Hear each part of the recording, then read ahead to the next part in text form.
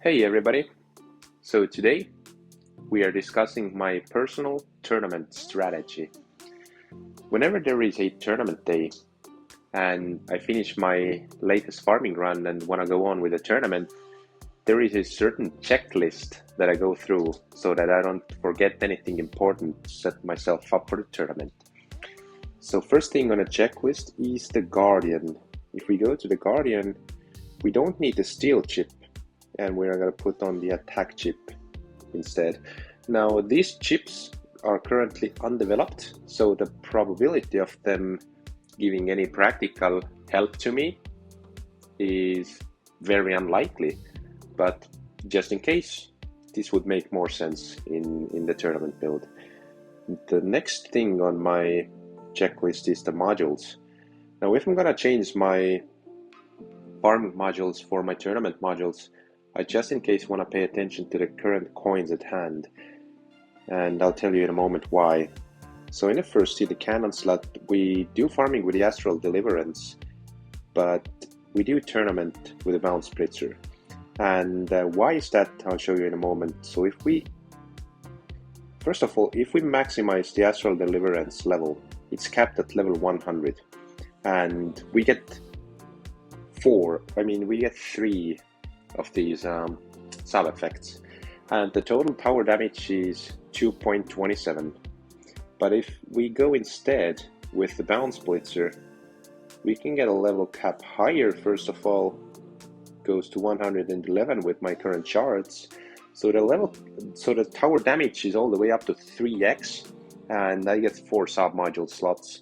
And this, under my current circumstances, definitely triumphs over Astral Deliverance, because Astral Deliverance, while it does give good crowd control and it does improve your bullet damage output, my damage is 100% dependent on Chain Lightning anyway, and by the time enemies start hoarding up so much that I would need more crowd control to keep them away from my tower, I would probably be dead anyway.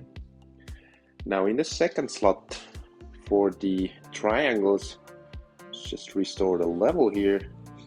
We are having the project funding, and now as you see what we're doing with the level here, we're putting it only to 41.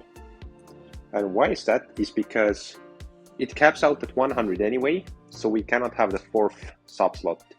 But we don't need to put more cash into it, because if I have more cash available, I can put this cash into workshop right before I go to a tournament, so that I can maximize my tower strength.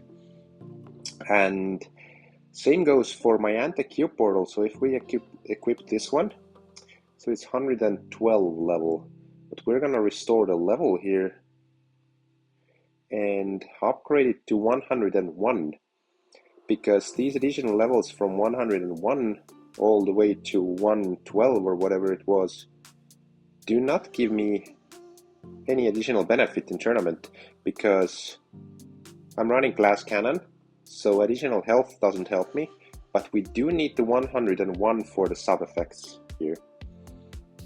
And in the last slot we're having the Dimension Core, and we're gonna put this one to max level because this one buffs my ultimate weapon damage, and we are very Chain Lightning dependent in our tournaments. Now, why did I want to pay attention to my amount of cash earlier? Sometimes when my setup changes, there can be a case where more coins go into my farming setup. Sometimes when my setup changes, more coins may go into my tournament setup. So as we see, currently I have more coins available than I had in my farming, but I don't want to spend all of these coins into my workshop, because if we go back into my farming setup later, then we're gonna not have enough coins to set up my whole farming setup the way it was before.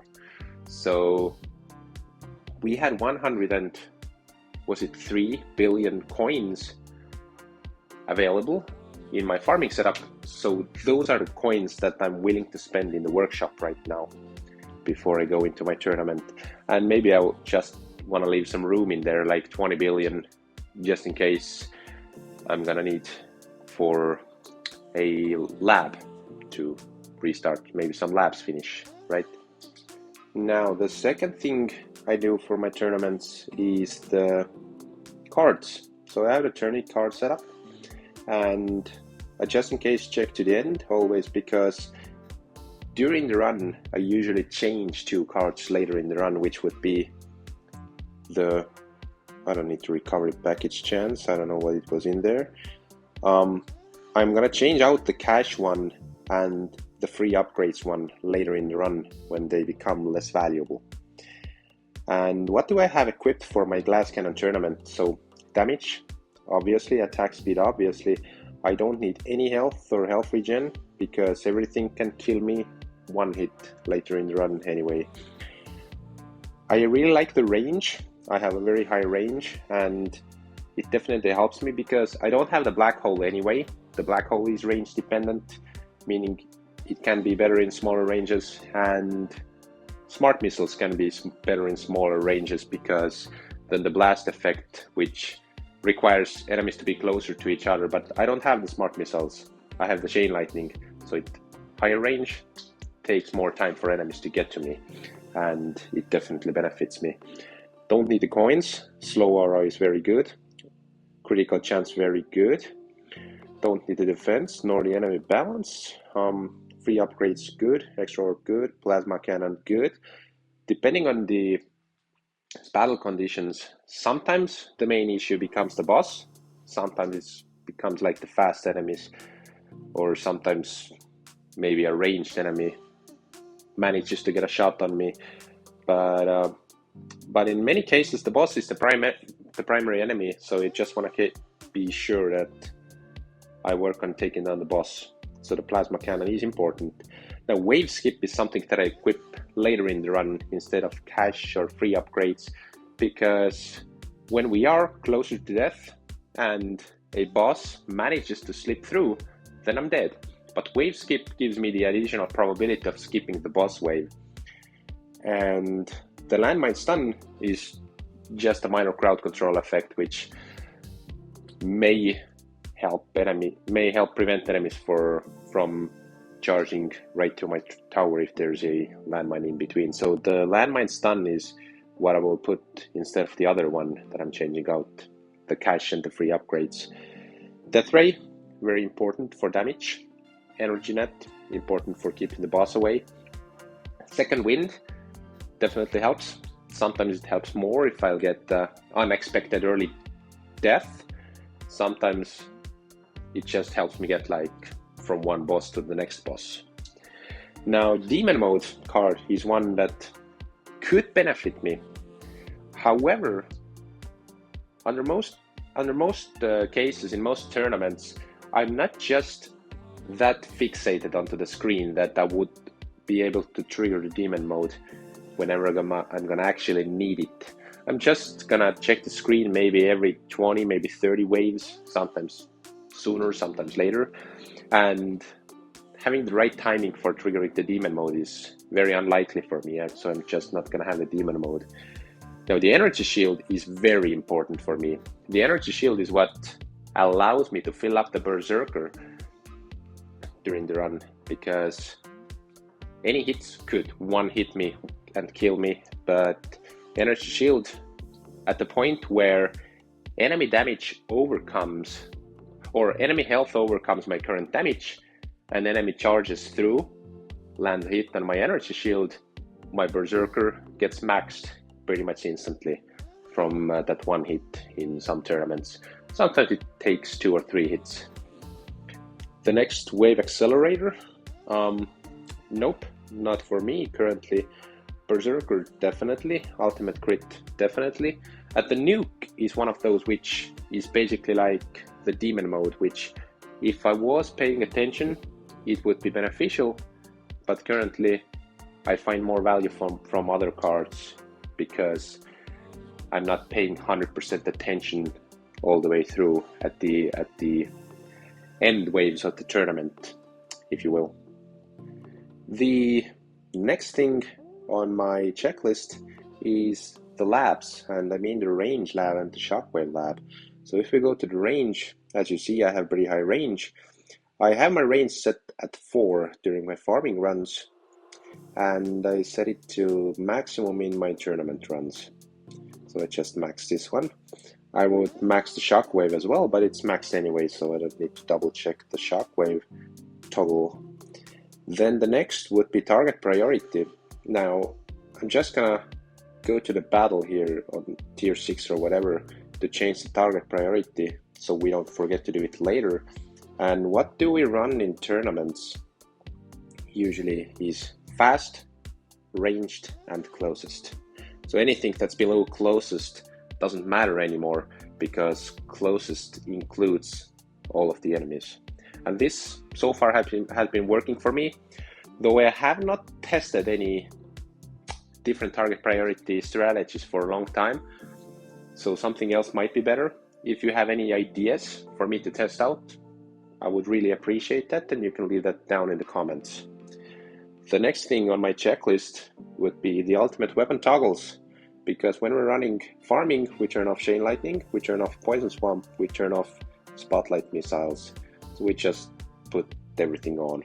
Then we got the orb distance, and we're setting orb distance to the tower range. 207.43, my tower range is 208.16, so as you see, the outer orbs currently circling right around the edges of my tower range, beautiful right there. Then the next thing to do would be to purchase workshop upgrades. If you saw my last video about my tower upgrade, you can see that I've been getting into enhancements lately, which I'm very happy about. Now, currently, if we go to the enhancements, the attack enhancements are a little bit expensive, though not excessively expensive. Health doesn't benefit me in tournaments, and utility enhancements, the cash one could benefit me because if I'll get more cash, especially in the earlier waves, I will be able to put more levels into enemy health skips. And enemy health skips is something that I've been really working on lately, getting that up to just allow me to get to higher waves without having to become a stronger tower in that sense. And if we go to the regular workshop upgrades under the utility tab, you can see that my enemy health skips is 120. I've been putting a lot of coins here lately. This is the point where it got expensive, this last 10 levels. So 219 billion is about, for 10 levels, is about 2.5 farming runs for me. That would be like 1.5 days. So I currently do 2 farming runs per day, about 80 to 90 billion coins each. So I'm not gonna take the enemy health skips here anymore. I'm gonna go to the enhancements, and I'm gonna go for cash. 1, 2, 3, 4, 6, 7, 8, 9. Okay, now it's getting expensive. As you see, I exceeded a little bit the amount of coins that I wanted to spend, but I'm gonna keep the rest of the coins, and I'm gonna earn them back in my next farming run. But as we go to the next farming run, as you see, I have 100 billion coins left. So I'm not gonna be able to put my modules to the exact levels they were before. I'm just gonna be 1 or 2 levels in the deficit on one of my armor module or the core module. But that's fine, it's not a big deficit. I'm willing to live with that. Now, what's next on our checklist?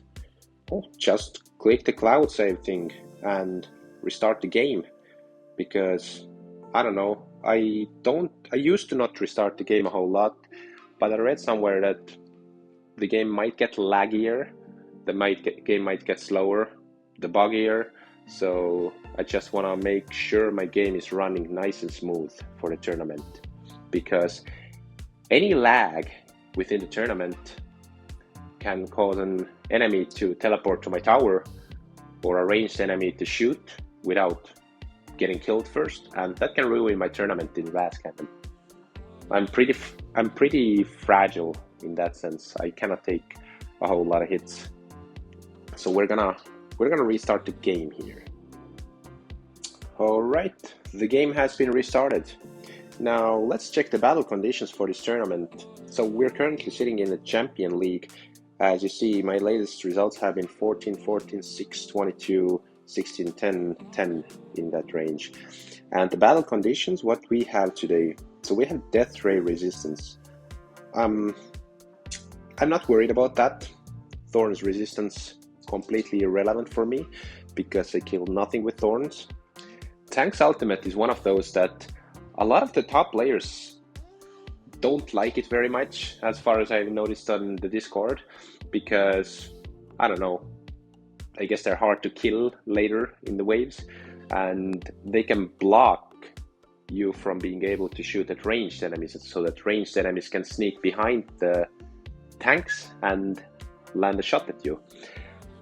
But I've never had a problem with Tank's Ultimate. In fact, sometimes it's somewhat beneficial for me, because if I get those tanks fixated right around my tower, my chain lightning goes off so many times all the time, every second, but nothing else ever makes it to my tower range. Everything else gets killed outside of my tower range because me shooting at tanks triggers so much chain lightning, and those tanks never get to my tower anyway. Now the next would be Death Defy down.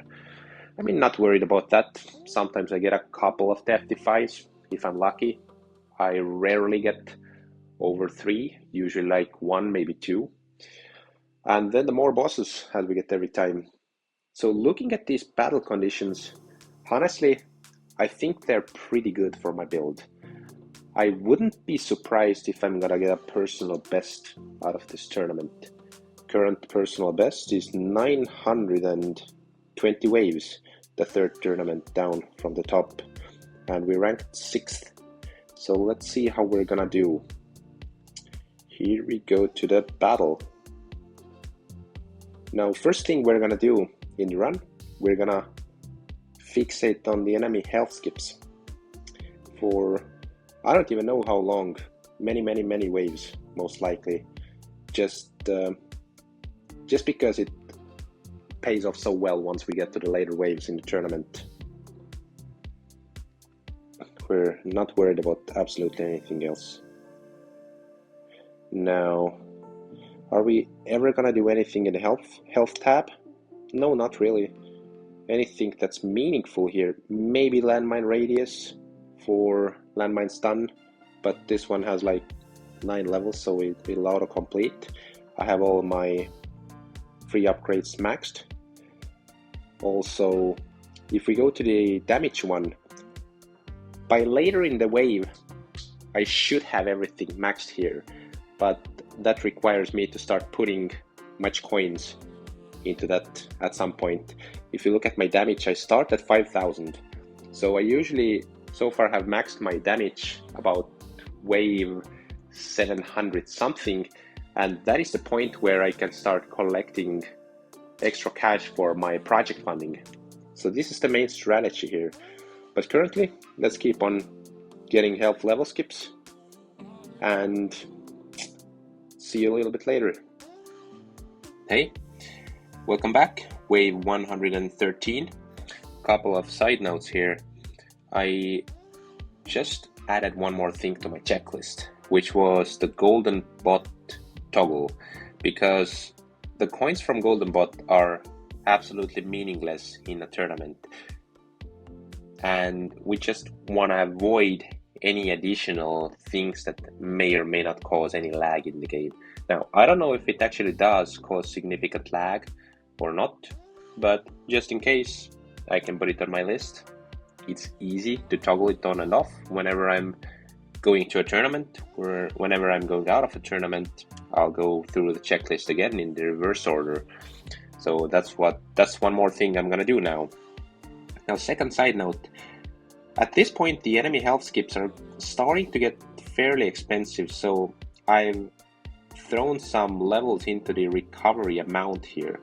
Now, the recovery amount doesn't help me itself in the tournament by any means, but what it does is, if we can max out the recovery amount pretty fast, then more of the free upgrades start going into the enemy health skips, because they're randomly divided among the ones that are available. So I'm not going to put a whole lot of cash in there, but just getting some of the cheap levels. So as you see, currently 75k per level, while enemy health skips are 380k per level. And I think this is the point where I'm stopping investing cash into the utility upgrades and going on with the damage, because I don't want to wait too long, just in case it happens to be one of those tournaments where I'm actually dying earlier, where the battle conditions are unfavorable towards my build. And under those circumstances, if it's unfavorable, I'm not going to be able to max my damage. Therefore, I'm not going to have enough time to accumulate cash for my project funding, just to be sure there. So the next thing we're going to do, we're just going to pop everything into the damage, probably until my damage level is about 5900. So the last 100 levels, I'm just going to let the free upgrades take care of, and I can accumulate cash during the same time. See you later. Hey, wave 154. I don't think I was discussing through my module sub-effects earlier, so I'm just gonna go through that so that I will cover my whole tournament thingy throughout this video. Why do I have what I have? So let's go to the dimension core. Everything chain lightning. Chain lightning is my primary source of damage.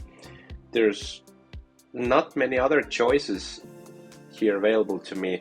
I guess the only other choice that may benefit me just a little bit could be like a poison swamp duration, or was it the cooldown, which is just like 3 seconds in case of epic, so it wouldn't help me a whole lot. Now, the spotlight angle could be beneficial, but 3 degrees in case of epic, I don't think that's significant enough.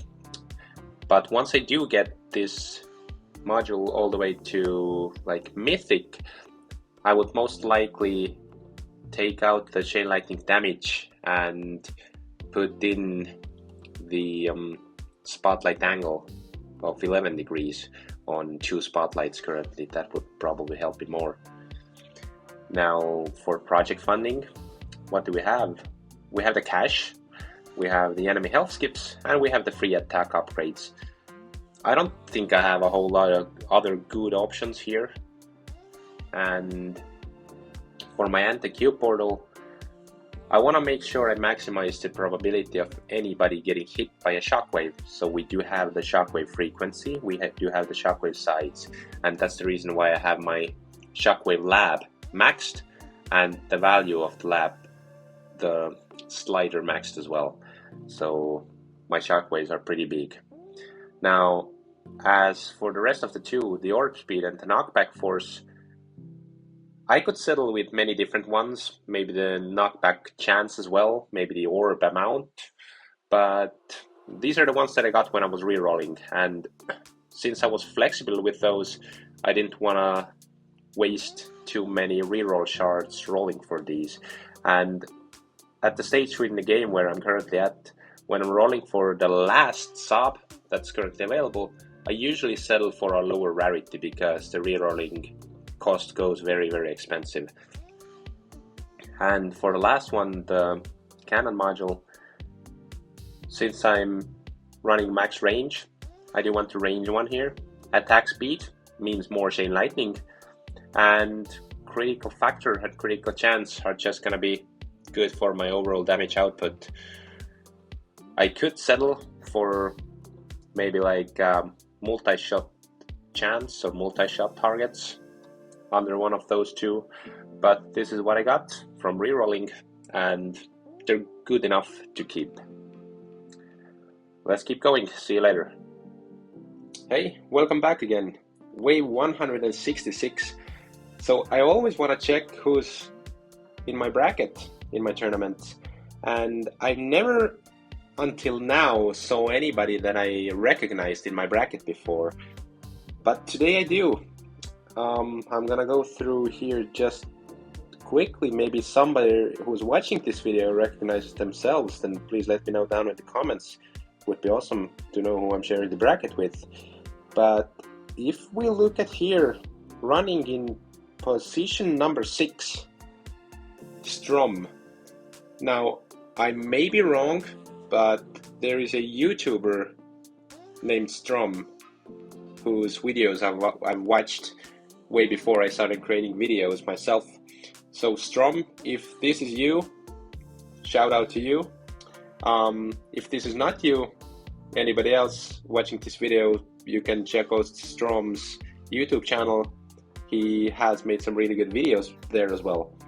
I think I'm gonna comment on one of your videos to make you double check if this is you, to get the closure on this.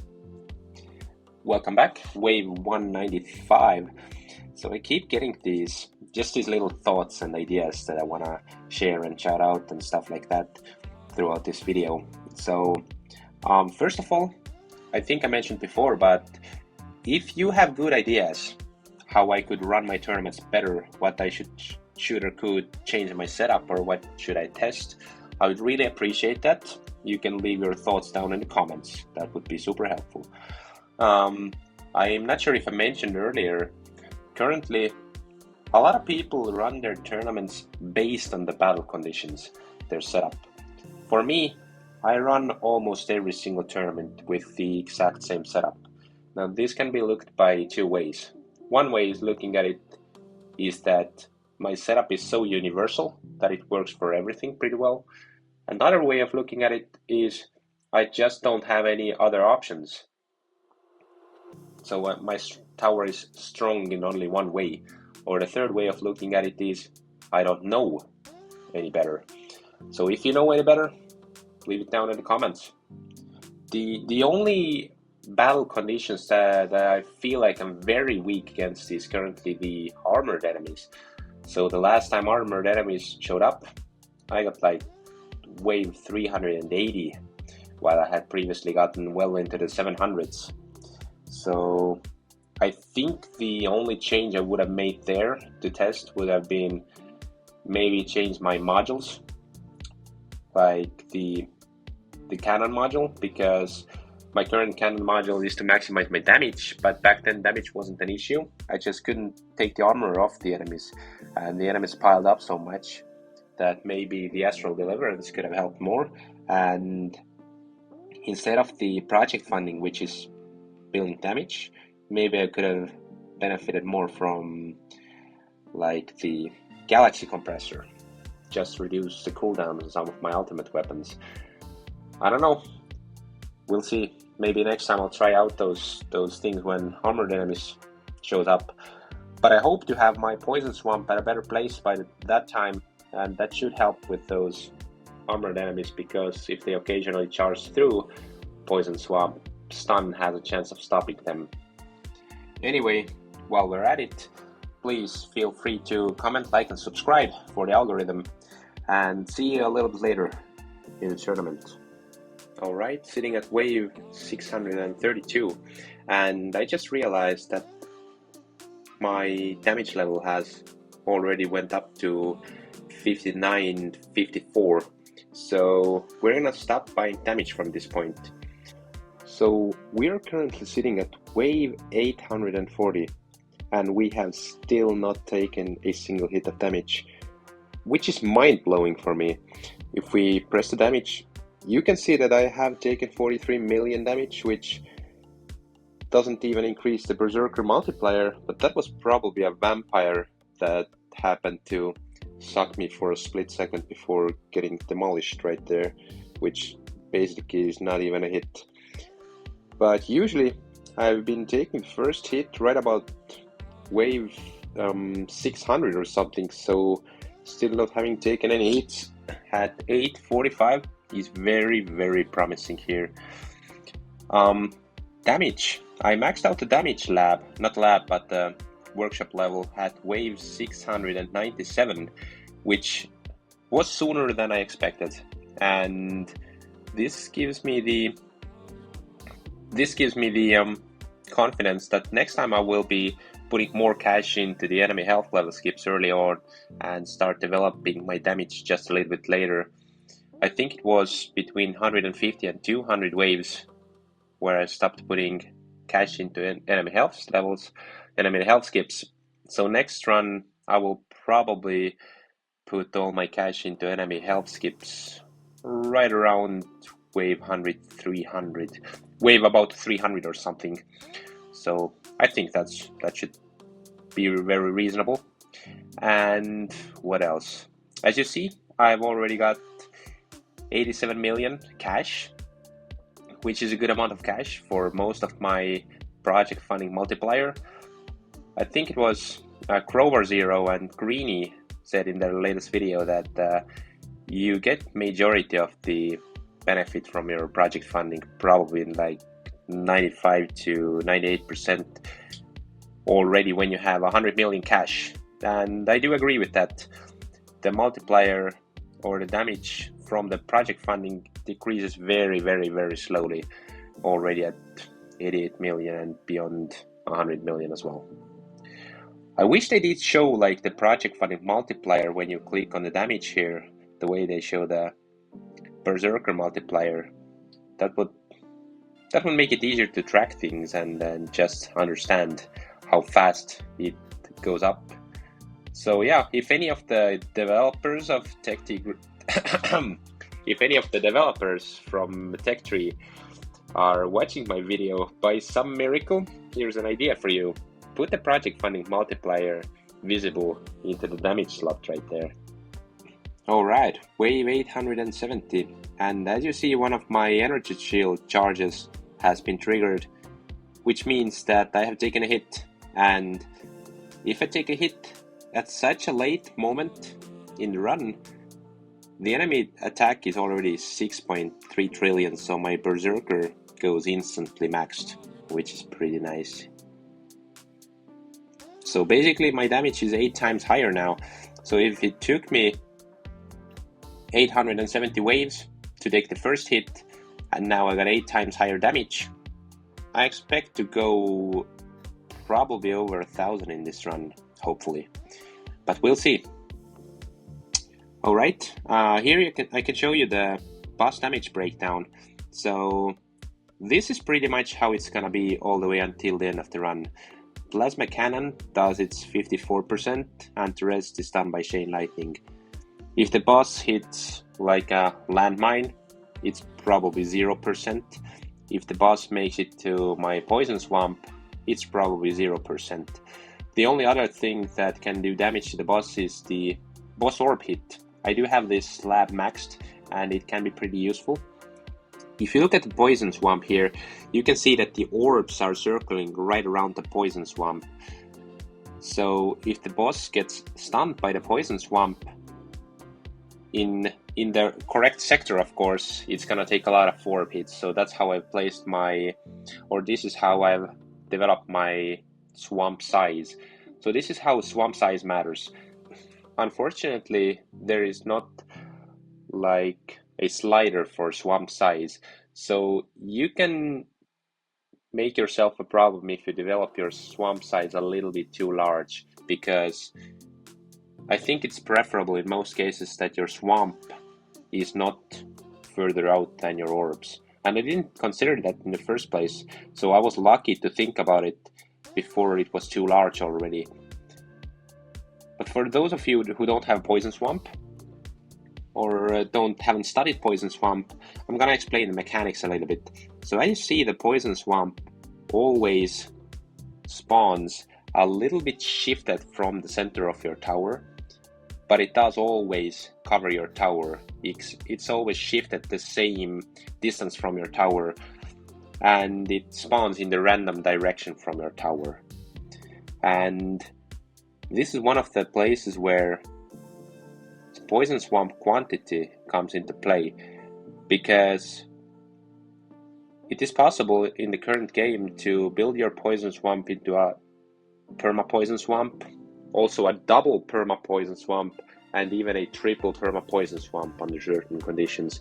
And if you have triple perma poison swamp, imagine 3 of these bubbles all in different directions. So you have much more poison swamp at the edge of the orbs. So it's more likely that a boss will stop at the place stunned by the poison swamp where it will get hit by the orbs. That's one thing.